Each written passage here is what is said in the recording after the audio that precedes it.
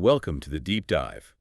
We're doing something a bit different today, a news bulletin-style look at the key headlines coming out of India for May 19th, 2025. That's right. Instead of you having to sift through everything, we've pulled together the biggest stories. Exactly. From the IPL playoffs heating up to some major shifts in trade and security. We're going to break these down, pull out the core insights. We're drawing from a range of news sources compiled together, aiming to give you that clear picture, the context behind the headlines. So let's dive right in. And we have to start with cricket, specifically the IPL. Big news here. Gujarat Titans absolutely demolished Delhi Capitals. Oh, demolished is the word. A huge 10-wicket win for Gujarat, and it secures their playoff spot. And how they did it.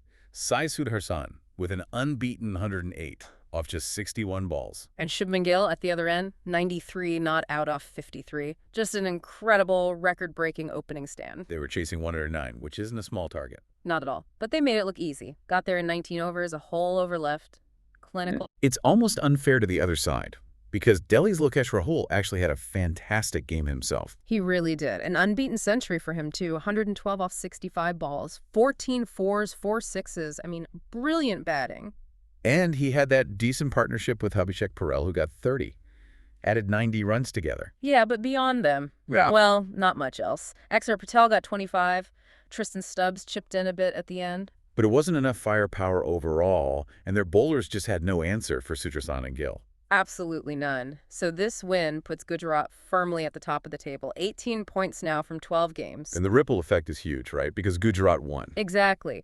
Royal Challengers Bengaluru and Punjab Kings are now officially qualified for the playoffs, too. They're sitting second and third, both on 17 points. Punjab had that win against Rajasthan Royals earlier, which helped set them up. Right. So 3 spots locked down. Gujarat, RCB, Punjab. It leaves 1 spot. And it's looking like a real scramble. Delhi are still in it, but this loss hurts. They're on 13 points. And they're fighting it out with Mumbai Indians, who have 14 points, and Lucknow Super Giants on 10, though Lucknow have a game in hand. Wow. Okay, so that final stretch of the league stage is going to be intense. High stakes for that 4th playoff position. Definitely. It's really heating up. Let's just double-click on that Gujarat chase for a moment, because it wasn't just a win. It was historic. It really was.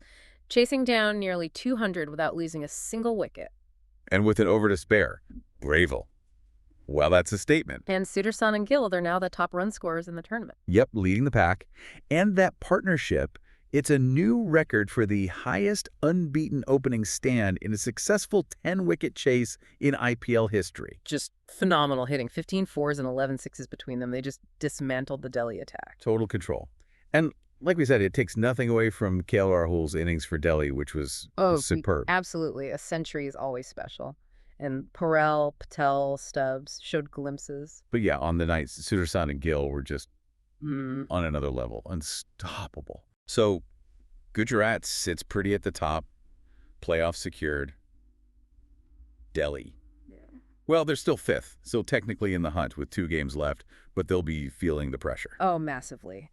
That race for the Final Four is where all the drama is now. The table is incredibly tight. Okay, and there's another layer to the IPL story recently. The tournament actually had a brief pause. That's right, yeah. There was a short interruption in the schedule. It was due to the recent conflict between India and Pakistan. Right, okay. But things are back on track now. Yes, play has resumed.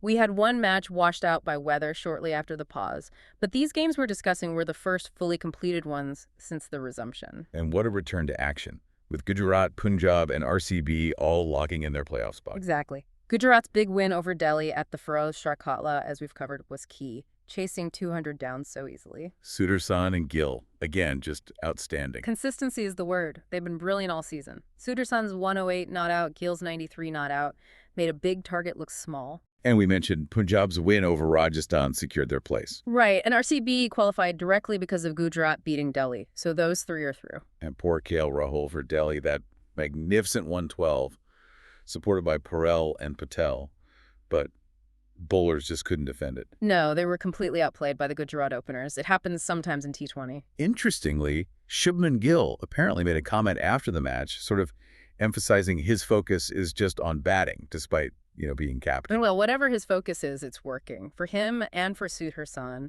their runs have been crucial. So, recapping the top. Gujarat leading then Bengaluru and Punjab, and then that bottleneck. Delhi, Mumbai, Lucknow, all fighting for that last spot. The next few matches involving those teams are going to be absolutely critical, high stakes indeed. All right, let's pivot away from the cricket field now. We've got a significant development in international trade. India seems to have put some new restrictions on Bangladeshi exports. Yes, this is a developing story with potentially pretty big economic implications.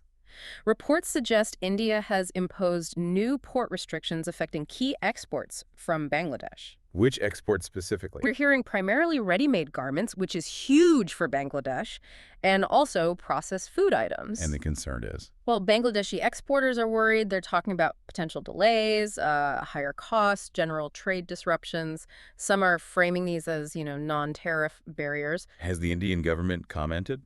The interim government has apparently said they want to resolve things through dialogue.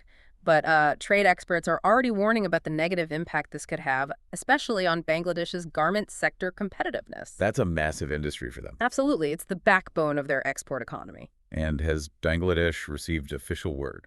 Apparently not yet, no formal notification.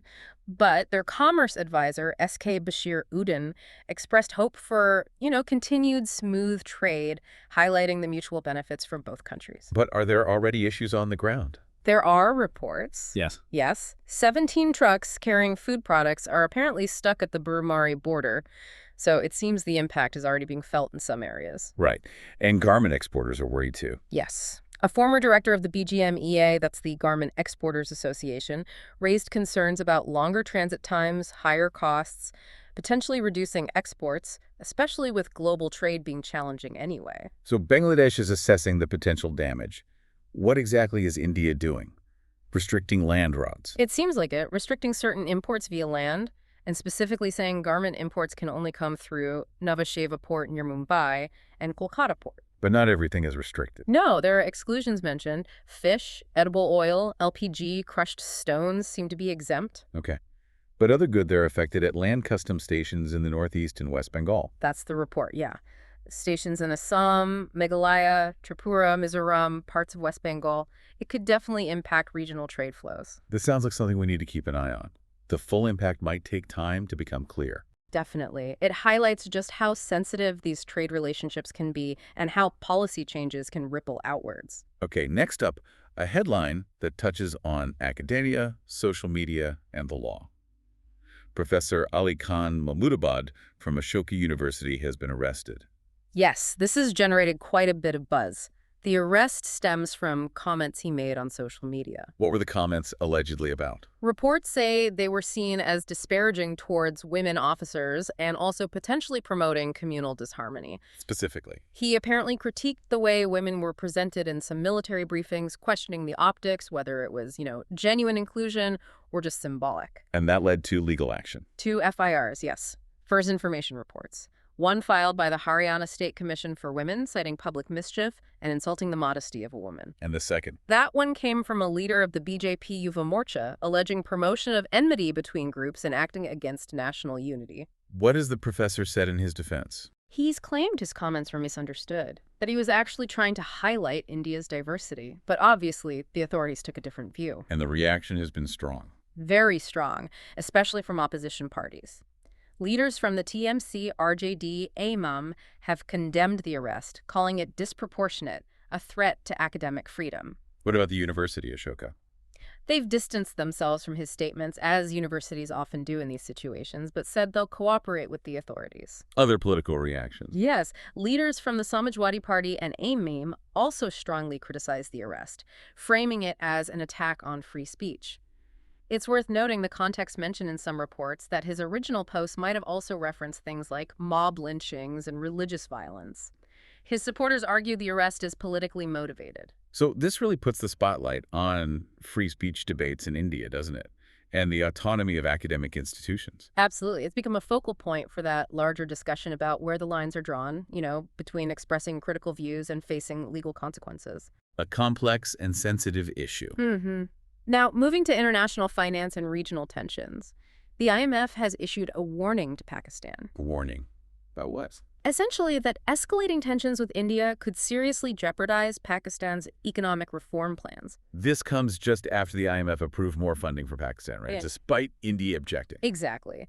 The IMF recently okayed a package about $1 billion as a loan and another $1.4 billion for climate resilience. India had voiced concerns. What were India's specific concerns? The long-standing worry, which Defense Minister Rajnath Singh mentioned again, is that Pakistan might divert funds to rebuild terror infrastructure. So how is the IMF addressing this? Well, along with the funds, they've set out 11 new structural benchmarks for Pakistan, and these explicitly stress the need for political and social stability as a foundation for economic progress. And a warning about misusing funds. A very clear one. The IMF cautioned that any misuse could damage Pakistan's reputation, hurt future support. They're tying the money to conditions focused on stability, reserves, and, inclusive growth. But India still criticized the IMF's decision. Yes, India argued Pakistan's history regarding terrorism should disqualify it. The IMF's public stance, however, was that Pakistan met the technical conditions for the loan. What kind of reforms is the IMF pushing for in Pakistan? Things like tax reforms, phasing out benefits for special economic zones, and reforms to energy pricing. Pretty standard structural adjustment stuff. And other international bodies are watching too. Right. Rating agencies have warned that prolonged India-Pakistan tensions could further destabilize Pakistan's economy. The IMF also emphasized the need for clear communication to avoid misunderstandings. So Pakistan says it's committed, but the IMF is basically saying, manage your geopolitics if you want your economy to recover. That's a pretty accurate summary, yeah. It highlights just how tangled economics and regional stability are in that part of the world. Success depends heavily on navigating those geopolitical challenges. Okay, staying in that region, but shifting focus to counterterrorism. A senior Lashkar-e-Taiba operative has reportedly been killed in Pakistan. Yes, the reports concern Abu Saifullah. He's described as a high-ranking Laniti operative killed in Pakistan's Sindh province. What was his role in the Liti? He was apparently a key recruiter and strategist. He oversaw operations in Nepal and was involved in facilitating movement across the India-Nepal border. And linked to attacks in India. Allegedly, yes. He's been implicated in several major incidents. The 2006 RSS headquarters attack in Nagpur, the 2008 CRPF camp attack in Rampur, and the 2005 shooting at the Indian Institute of Science in Bengaluru. Quite a history. Any known tactics? Reports mention him disguising militants, sometimes in Indian Army or police uniforms. He was also said to be a close associate of Azam Chima, another key Lit-T figure, and he used multiple aliases Niner mentioned, including Vinod Kumar in Nepal. Was he still active recently? Apparently so. After returning from Nepal, he was reportedly working with Lit-T's chief accountant and involved in fundraising for Jamaat-ud-Dawa and Lashkar itself. Some recent fundraising was apparently directed towards Gaza and Palestine causes. Did Pakistani authorities know about him? Well, reports suggest Pakistani intelligence had actually warned him to limit his movements and even gave him some security. Despite that, he was assassinated by unidentified attackers in Matli, Sindh. So, significant blow to the Lati. It's being described that way, yes, especially coming after other counterterrorism operations that have hit the group. His death, after decades of activity, certainly removes a key figure. Does it raise questions about internal dynamics? It could, yeah. Questions about internal conflicts, rivalries, or perhaps external factors are being raised. It also has broader regional security implications, of course. An investigation is reportedly underway in Pakistan. Another complex situation with potential ripple effects. Now, this next story is quite different. It involves a YouTuber from Puri in Odisha who's being investigated. Investigated for what? For potential links to that travel blogger from Haryana, Jyoti Malhotra, who was arrested recently, accused of spying for Pakistan. Okay, so what's the connection? How did this YouTuber get involved? It seems the main point of scrutiny is timing. This 21-year-old YouTuber from Puri visited the Kartarpur corridor shortly after Jyoti Malhotra had visited Puri's Jagannath temple last September. Just the timing and location proximity? Apparently that's what triggered the investigation. She's been questioned by Haryana police and security agencies. Have they found anything incriminating related to Malhotra's visit to Odisha? As of now, reports say no incriminating evidence has been found connecting Malhotra's alleged spying to her Odisha trip. What are the YouTuber and her family saying? Her parents are insisting she's innocent, cooperating fully. They made a strong statement, something like, "India comes first and our daughter second." And the YouTuber herself? She claims she had no idea about Malhotra's alleged espionage activities and is willing to face any questioning. How did they know each other?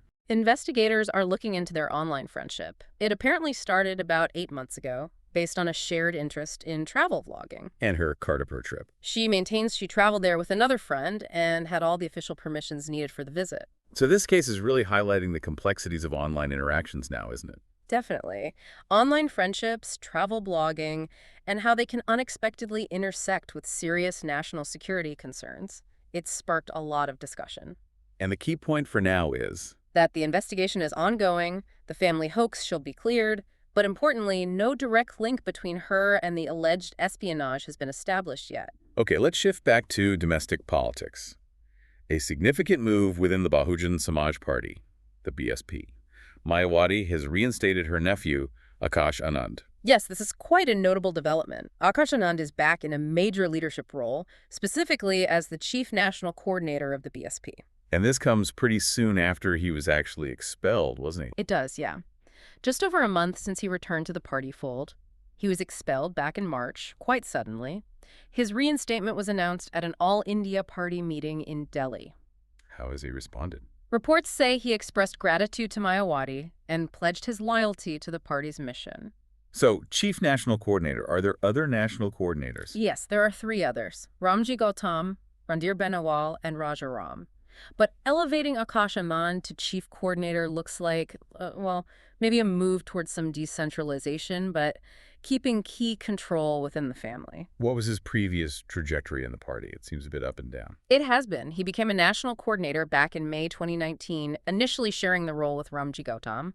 Then, after the 2022 UP elections, he became the sole coordinator. Then the removal and expulsion in March 2025. Right, which Yeah. was surprising. And then his reinstatement now, apparently after he issued an apology on April 13th. So what does this signal about Mayawati's strategy? It suggests perhaps a balancing act, trying to manage the party structure, possibly decentralize some functions, but ultimately ensuring family influence remains strong. It shows Akash Anand is still a key figure in her plans. And this could impact how the BSP operates and plans its election strategies going forward. It's certainly good, yeah. It's a significant leadership adjustment. All right, next we have a positive story coming out of Kolkata. An initiative to boost tourism in Kashmir. Yes, it's called Chalo Kashmir, which means let's go to Kashmir. It's been launched by travel companies in Kolkata. What prompted this? It's a direct response to that recent attack in Pahalgam. The feeling in the tourism industry is that the attack was aimed at disrupting tourism, scaring people away. So this is a pushback. Exactly. Around 100 travel agencies and related groups have come together. They want to actively encourage tourists to visit Kashmir, framing it as a way to counter terrorism by showing resilience and supporting the local economy. How significant are these agencies? Collectively, they handle a large number of tourists, maybe 400,000 domestic tourists a year, with around 40,000 of those typically visiting Jammu and Kashmir. They're hoping more will join the campaign. So it's part of a broader effort to restore confidence. Precisely. The region's tourism faces ongoing security concerns, so initiatives like this are important for reassuring visitors and supporting local businesses that depend heavily on tourism. Is the campaign gaining momentum? It seems to be, yes. The message is clear. Tourism is vital for Kashmir's economy, and visiting helps counter negative narratives. It sounds like a strong statement of support and resilience from the travel industry. It really does. It highlights that desire to support economic stability and ensure Kashmir remains a welcoming destination despite the challenges. Okay, nearly there. Our second to last headline celebrates a major achievement by the state of Sikkim. Yes, Sikkim's journey to becoming the world's first fully organic state back in 2016. It's quite a remarkable story. How did they manage that? It sounds incredibly ambitious. It was. The process started way back in 2003 with the Sikkim State Organic Board. Then the Sikkim Organic Mission launched in 2010, aiming for full conversion by 2015. What steps did the government take? They were pretty decisive. They phased out chemical fertilizers and pesticides, increased taxes on them, stopped imports, cut subsidies, and crucially, they promoted organic alternatives. What kind of organic methods? Things like composting, vermiculture, using worms, green manuring, mulching, crop rotation, basically sustainable traditional techniques. Did they support farmers in other ways? Yes, they helped develop organic retail outlets, giving farmers a market, and they linked it to sustainable tourism, too. It was a holistic approach. And it got international recognition. It did. The UN FAO gave Sikkim the Future Policy Gold Award in 2018. Could this model work for the rest of India? Experts think the model's applicable, but it would need huge government support. The transition isn't easy for farmers. What are the challenges? Initial yield losses can happen, organic farming can be more labor-intensive, and getting certification costs money. So what kind of support would be needed? Things like tax breaks, subsidies to cover transition costs, maybe assured market prices for organic goods, and definitely farmer training programs. But Sikkim has seen benefits beyond just agriculture. Absolutely. Reports point to improvements in public health, literacy rates, economic prosperity, partly linked to the organic state brand. It shows the potential benefits are wide-ranging. A compelling example, but scaling it up nationally would require very careful planning and significant investment. Exactly. Context matters, but Sikkim proves it's possible. And finally, our last headline takes us to the tech world. A warning from Zoho CEO Sridhar Vembu about software jobs. Yes, Sridhar Vembu has cautioned software professionals about the impact of emerging tech, specifically things like large language models and advanced AI development tools. What's his main point? Basically, that software folks shouldn't assume their current dominance in the job market will last forever. He posted on X, noting their high earnings compared to other professions. But warned against complacency. Right.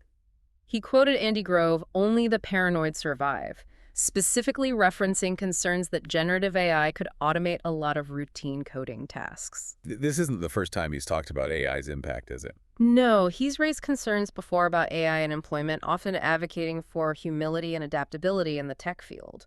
Does he think AI will eliminate software jobs? He seems to believe this AI-driven productivity revolution could eliminate many software jobs, and he's urging professionals to really internalize that possibility and prepare. Are other industry experts saying similar things? Many agree that AI is causing disruption. Companies are likely recalibrating hiring strategies. We might see shifts in engineering teams, maybe fewer entry-level hires for certain roles as AI tools become more capable. So Vembu's comments are part of a bigger conversation. Definitely. It's about the future of software work in an AI-driven world. It raises questions about job security, how skills need to evolve. And the need for continuous adaptation. Absolutely. It's a reminder that staying ahead means embracing and adapting to technological change, not ignoring it. Well, that brings us to the end of this News Bulletin deep dive. We've certainly covered a lot of ground. We really have, from the IPL climax shaping up to those tricky trade issues between India and Bangladesh. The debates around free speech with the professor's arrest, the economic pressures on Pakistan linked to regional tensions. Counterterrorism efforts, the shifts in BSP leadership, that positive tourism initiative for Kashmir. Sikkim's organic success story, and finally, that warning about the future of software jobs from Sridhar Vembu. Plus, I almost forgot, the Foxconn news about exporting iPhones from India to the U.S., another sign of India's growing manufacturing role. Right. A very significant manufacturing development there, too. It really paints a picture of a country dealing with a multitude of dynamic situations simultaneously. It does. And you see the connections, don't you? How international relations affect trade, how technology impacts jobs, how security concerns shape daily life, and even tourism. Absolutely. These headlines might seem separate, but they're all part of the larger fabric of what's happening right now. It's a reminder of just how fast things are changing. We hope this deep dive has given you, our listeners, a clearer snapshot of these key stories. The goal is to provide that context, help you connect the dots. There's always more to explore, of course. Indeed. Keep thinking critically about the news you consume. Thanks for joining us on the deep dive.